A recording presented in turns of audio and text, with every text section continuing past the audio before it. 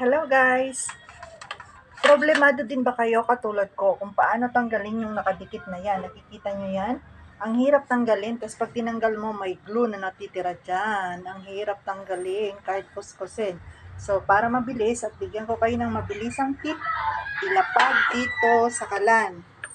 Sindihan ang kalan, painitin ng 1 second, 1, 2 second, 1 second.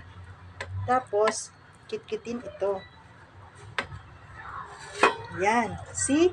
Walang natira. Walang dikit. Walang glue. Ayan. See? Ang bilis lang, di ba?